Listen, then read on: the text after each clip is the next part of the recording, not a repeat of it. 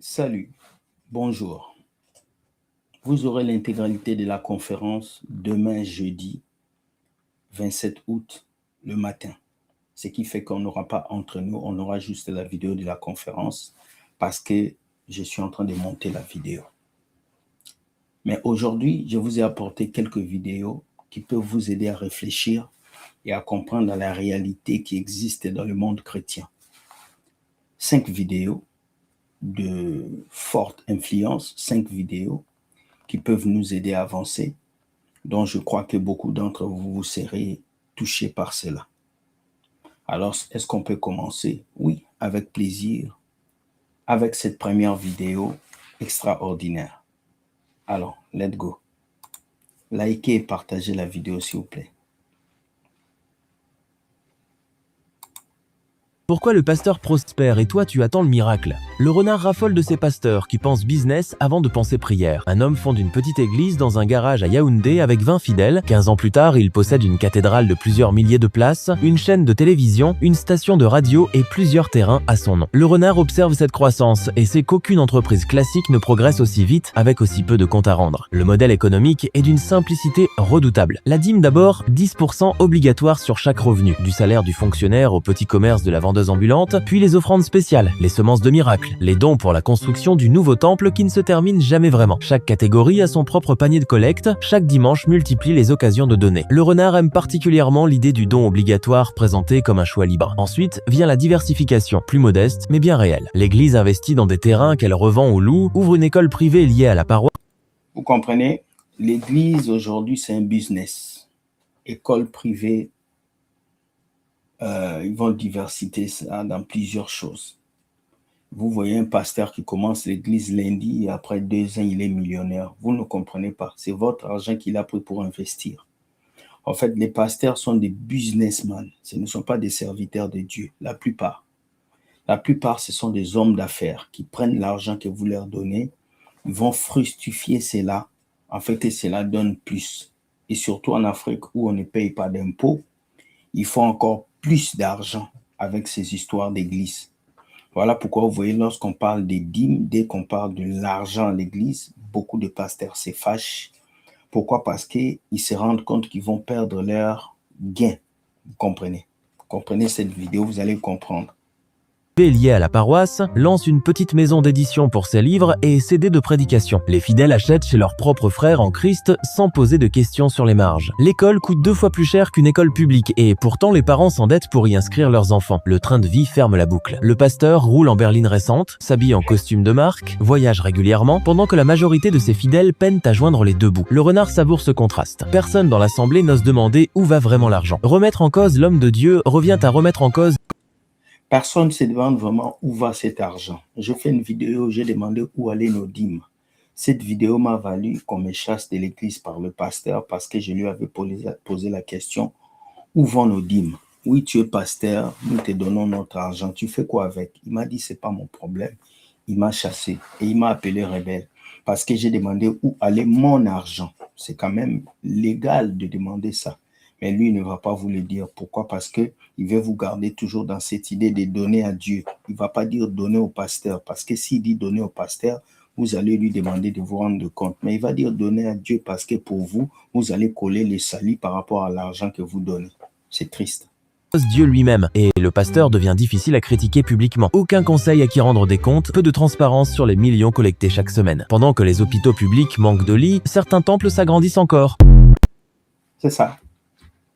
Cette vidéo veut nous montrer le système ecclésiastique de ce pasteur, comment est-ce qu'ils s'enrichissent, comment est-ce qu'ils deviennent des millionnaires, des milliardaires derrière votre dos. Et vous devez faire très attention. Je ne dis pas que tous les pasteurs riches sont des voleurs. Je dis la plupart de ces pasteurs sont des personnes qui ont su tisser leur richesse à travers vous, à travers votre argent. Donc vous devez vous réveiller, ne laissez personne vous intimider, vous manipuler au nom de Jésus-Christ. Parce que cette Bible-là, tout le monde peut la voir aujourd'hui et tout le monde ne peut pas l'expliquer comme il faut.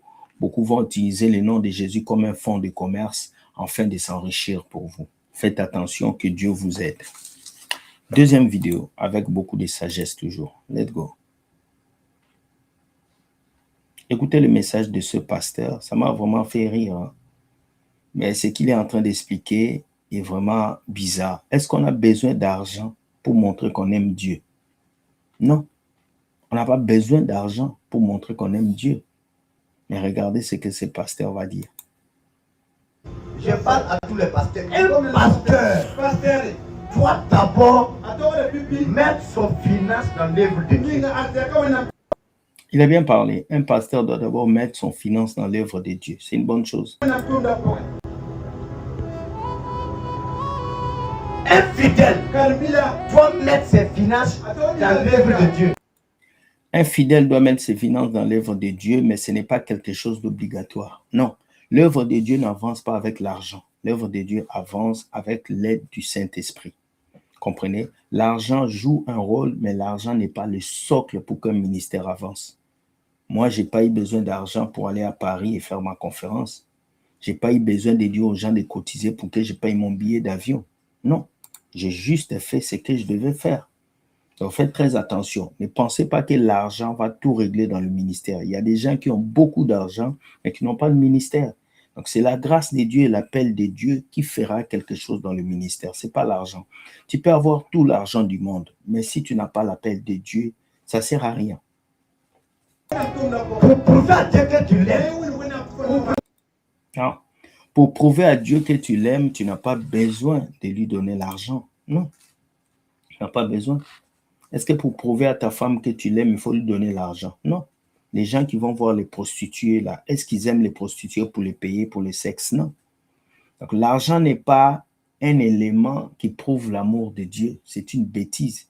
Ce qui prouve à Dieu que tu l'aimes, c'est respecter sa parole. C'est marcher dans la voie qu'il t'a donnée. C'est triste, est-ce que ce pasteur dit, mais moi je trouve ça un peu incohérent. Pour prouver à Dieu qu'on l'aime, on n'a pas besoin de donner l'argent. Pour prouver à Dieu qu'on l'aime, on a besoin d'écouter sa parole et de le respecter. Pour prouver à Dieu que tu ne vas pas l'abandonner. Pour prouver à Dieu qu'il ne faut pas qu'il va t'abandonner. Il dit pour prouver à Dieu que tu ne vas pas l'abandonner, pour prouver à Dieu qu'il ne va pas t'abandonner, c'est des bêtises. Dieu dit, je serai avec vous tous les jours jusqu'à la fin du monde. Dieu ne nous abandonne pas. C'est nous qui abandonnons Dieu à cause de nos péchés et notre mauvaise voie. Mais Dieu est toujours là. Donc Dieu n'abandonne pas. C'est nous qui abandonnons Dieu. La Bible déclare, là où est ton cœur, là sera ton trésor. Et il dit encore, là où est ton trésor, là sera ton cœur. Là où est ton trésor, là est ton cœur. Je ne sais pas comment les gens font. Et dimanche, ils n'arrivent pas à battre l'église. Tu vois, il tourne du coq à l'âne. Il vous parle qu'il faut donner l'argent à Dieu pour aimer Dieu. Et là, il attaque le dimanche. Il dit, c'est pas pourquoi les gens ne vont pas à l'église les dimanches. Pourquoi? Parce que c'est les dimanches qu'ils vous demandent des dîmes, c'est les dimanches qu'ils vous demandent des offrandes. Donc, si vous n'allez pas à l'église les dimanches, et ils n'auront pas d'argent. C'est le business de l'église. Ça tourne autour de donne à Dieu, mais viens à l'église pour donner à Dieu. Parce que si tu ne vas pas à l'église, comment tu vas donner? Tu ne vas pas donner. Donc, il faut que tu sois à l'église pour qu'ils puissent te prêcher, pour que tu donnes. Donc, vous voyez la technique. C'est nuisible. Les gens ne viennent pas à l'église pour vous donner l'argent. Les gens viennent à l'église pour connaître la vérité qui est dans le nom de Jésus-Christ. Et c'est triste de voir aujourd'hui ce qui se passe. Allons. Dimanche, il dit dimanche prochain. Je ne sais pas comment est ton cœur. Il y avait un panier qui m'a attrapé. Et je suis à l'hôpital. Moi, j'ai dit au docteur, il dit, il faut me faire vivre cela le dimanche.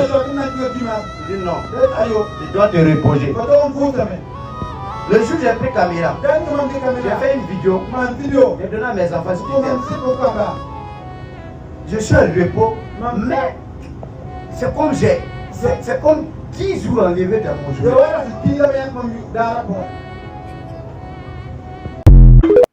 Ce pasteur est ignorant. Il dit il était à l'hôpital, il avait le palu. Le docteur lui a dit, tu te reposes. Il dit, il doit aller à l'église. Non, tu te reposes. Et il a pris le téléphone, il a payé ses enfants. Il dit, c'est comme si on lui enlevait 10 jours dans sa vie. C'est fou. L'église, ce n'est pas le bâtiment. L'église, c'est toi. Le fait que tu ne pars pas à l'église n'enlève rien entre ta relation avec Dieu. Il faut qu'on enlève ces habitudes de religion en nous. Ce n'est pas parce que tu pars à l'église que Dieu t'aime. Dieu t'aime parce que tu es son fils, parce que tu es son enfant. On va voir la dernière vidéo avant de finir. Aujourd'hui, c'est assez classe. Hein? L'avant-dernière vidéo, voilà. De Dieu. J'entends beaucoup de choses parce que dans le milieu où je suis, il y a plusieurs églises. Allez-y, Bishop. Il y a plusieurs églises. J'ai entendu un pasteur prêcher, pendant un culte, et il dit, si Dieu se révèle à toi et il te parle, il te dit des choses, et moi ton père, je viens te dire autre chose que ce que Dieu t'avait dit, c'est que tu dois laisser tout ce que tu avais entendu clairement de Dieu pour faire ce que moi je te demande. Non, mais il faut être prudent parce que Dieu peut dire une chose et son contraire. Hein? Dieu dit une chose et son contraire. Au bas, Dieu ne peut pas dire une chose et son contraire. Qu'est-ce que vous dites? Vaut mieux écouter Dieu qu'écouter son papa spirituel. D'ailleurs, même le terme papa spirituel est péjoratif. C'est un terme obsolète à enlever à l'église aujourd'hui parce que beaucoup utilisent ce terme pour dominer. Beaucoup utilisent ce terme pour être des enfants, des hommes de Dieu, non d'être des enfants de Dieu. Si Christ a dit n'appelez personne père, c'est parce qu'il savait que beaucoup d'entre vous, vous alliez utiliser ces termes-là pour adorer les pasteurs. Donc, c'est triste de voir ce qui se passe. Et il dit, Dieu peut dire un mot et se tromper. De Dieu. J'entends beaucoup de choses parce que dans le milieu où je suis, il y a plusieurs églises. allez-y, Bishop. Il y a plusieurs églises. J'ai entendu un pasteur prêcher, pendant un culte, et il dit, si Dieu se révèle à toi et il te parle, il te dit des choses, et moi ton père, je viens te dire autre chose que ce que Dieu t'avait dit, c'est que tu dois laisser tout ce que tu avais entendu clairement de Dieu pour faire ce que moi je te demande. Non, mais il faut être prudent parce que Ça n'a pas de sens. Ton père spirituel n'a pas plus de pouvoir que Dieu. Dieu a plus de pouvoir. Moi, mon pasteur me dit de faire quelque chose et que Dieu me dit de faire autre chose. Je fais ce que Dieu me dit. Mon papa spirituel va aller faire ce qu'il a à faire ailleurs parce que je n'ai rien à faire avec lui. Il ne va pas me sauver. Il n'est pas allé à la croix pour moi. Il ne peut pas payer mes factures. Il ne peut pas payer mon école. Il dépend de moi pour manger, pour vivre. Donc, si moi, je suis obligé de te donner l'argent pour que tu vis, je suis aussi obligé de te commander parce que c'est la main qui donne, qui domine. C'est ça. Dieu peut dire une chose et son contraire. Hein? Dieu dit une chose et son contraire. Au bas de la montagne, il peut te dire va tuer Isaac, et sur la montagne, il te dit ne les tue pas. Père, j'ai grâce. Pourquoi vous me faites ça? ouais. Père, j'ai grâce. Au bas de la montagne, il peut te dire tue Isaac et en haut, il dit ne le fais pas. Mais c'est faux. Dieu n'a pas dit le contraire. Dieu a dit à Abraham va sacrifier Isaac. Et quand Abraham a voulu sacrifier Isaac, Dieu a donné l'ordre de ne plus le faire. Ça ne veut pas dire que Dieu a dit deux choses. Dieu a réagi par rapport à l'action d'Abraham sur Isaac. Faites attention, ces gens-là manipulent la parole de Dieu à leur goût pour essayer de vous manipuler, vous aussi les enfants de Dieu. Fouillez ça. Il peut te dire va tuer Isaac, mais sur la montagne, il te dit bon, je t'ai juste testé. Non, mais c'est n'importe quoi. Faites très attention à ça. Ce sont des personnes qui manipulent la parole de Dieu à leur guise. Et si vous n'êtes pas sérieux, vous allez vous faire embobiner. Nous allons voir la troisième et la cinquième, la dernière vidéo. Et puis on va finir. Voilà. Nous sommes dans un système basé sur la méritocratie. Très bien. C'est un système méritoire. L'homme a grandi dedans, tu vois. Et l'homme, le cœur de l'homme est un cœur qui est conditionné par la loi. Vous comprenez? Donc, il arrive par moments où nous essayons de voir Dieu avec un cœur conditionné de loi, alors que le cœur de Dieu n'est pas un cœur de loi, mais un cœur de grâce. Donc, l'homme qui, pour avoir le travail, doit prouver, pour avoir de l'amour, doit prouver. Tout ce que l'homme reçoit, il doit toujours prouver, il doit toujours montrer qu'il est capable. Donc, il est basé sur la méritocratie. Donc, à force de vivre dans ce moule-là, mais c'est comme ça qu'il s'est dit aussi, pour recevoir quelque chose de Dieu, il faut mériter. Donc, quand on lui parle de la grâce, pour lui, c'est facile. Ce n'est pas une question de facilité, mais c'est une question de grâce parce que le Seigneur veut nous sauver. Parce que nous-mêmes, nous ne pourrions jamais nous sauver. Donc, ces personnes-là ont des difficultés à croire, mais parce que ces personnes-là s'attachent à la loi, au mérite, aux performances. Le système de ce monde est bâti sur quoi? Mais sur le mérite. Vous avez compris? Avec Dieu, ce n'est pas la méritocratie. Seigneur, souviens-toi de moi, j'avais prié 4 jours, méritocratie. Seigneur, j'avais donné ma dîme, méritocratie. Vous n'avez pas besoin de prouver à Dieu pour que Dieu vous bénisse. Non. Dieu vous bénit quand il veut, où il veut, au moment où il veut. Vous n'avez pas besoin de lui prouver. Seigneur, j'ai prié 4 jours. Voilà pourquoi vous êtes obligé de boire l'huile, de boire les savons, qu'on vous lave avec du vin. Vous êtes obligé de faire des choses inondes pour que Dieu vous bénisse. Non. Dieu, quand il décide de te bénir, il te bénit. C'est un papa responsable. Il te connaît, il sait qui tu es. Les amis, comprenez, nous sommes sous la grâce. Et sous la grâce de Dieu, nous ne méritons rien. C'est lui qui nous donne ce que nous possédons. À part notre boulot, notre travail que nous devons bosser. Mais quand il s'agit de la spiritualité, c'est Dieu qui nous donne ce que nous avons. Ne vous battez plus pour avoir l'onction. Ne vous battez plus pour avoir ces choses. Dieu a déjà tout déposé en vous. Laissez le temps de Dieu agir dans vos vies. Bonne journée, soyez bénis, que Dieu vous garde. Merci à tous ceux qui ont participé à notre conférence à Paris. C'était extraordinaire. Demain matin, vous aurez la vidéo de la conférence, la vidéo montée, toute l'intégralité de la conférence pour vous. Soyez bénis. Je salue ma chérie maman policière. Je salue le coach Etoja, toujours fort.